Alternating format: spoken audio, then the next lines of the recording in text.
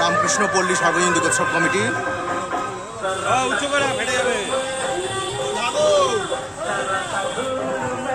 223 পল্লী সার্বজনীন দুর্গোৎসব কমিটি, রামকৃষ্ণ পল্লী।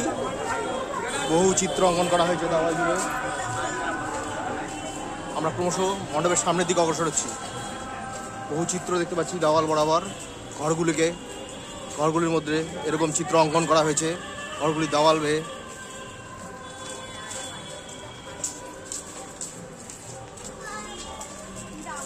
দুদিক থেকে অসংখ্য তেল জল রঙের ছবি আমরা লক্ষ্য করতে পারছি।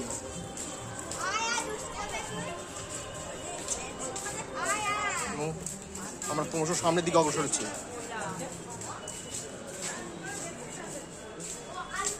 এরকম ভাবেই ঘরগুলোকে কল্পনা দিয়ে রং করা হয়েছে, বিভিন্ন রকমের রং বেরঙের কালার দিয়ে।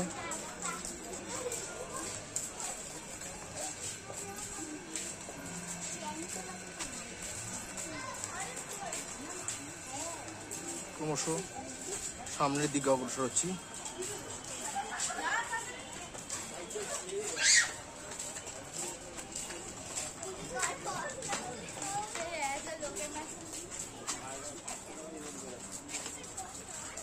এরকমভাবেই দেওয়ালগুলোতে বিভিন্ন রকমের রং করা হয়েছে। কোথাও মেয়ে, কোথাও ময়ূর, কোথাও বিভিন্ন রকমের পাখি,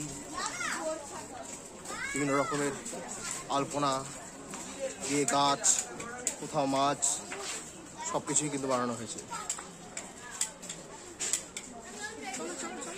ক্রমশ আমরা সামনের দিকে এসে উপস্থিত হয়েছি। এখানে গাছ দিয়ে এক মণ্ডপের সজ্জার রচনা করা হয়েছে। আমরা ক্রমশ মণ্ডপের ভেতরের দিকে যাচ্ছি। এক সবুজের ক্ষেত্র তৈরি করেছে তারা সমগ্র মণ্ডপ জুড়ে।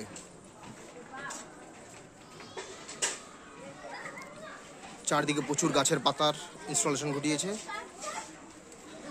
এবং উপরে ঘাসের এক প্রকার অসাধারণ সবুজাব ইনস্টলেশন কিন্তু আমরা মণ্ডপ জুড়ে লক্ষ্য করতে পারছি।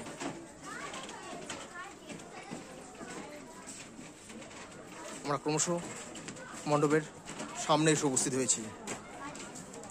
এখানে মা সবুজময়ী অর্থাৎ সাক্ষ্যময়ী, সেরকমই সবুজ ঘরানার প্রতিমা।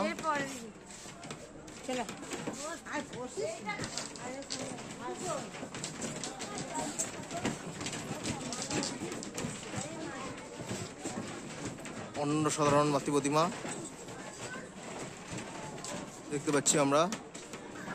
এখানে সবুজ মাও সবুজকেই ধারণ করে রেখেছে সমগ্র মণ্ডপ জুড়ে।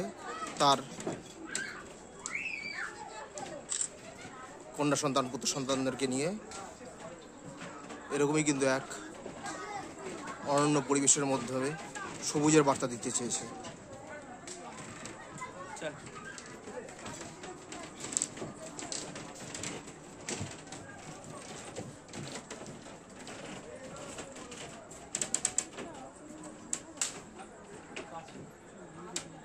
আমরা ক্রমশ মণ্ডপ প্রাঙ্গণ থেকে বেরিয়ে আসছি।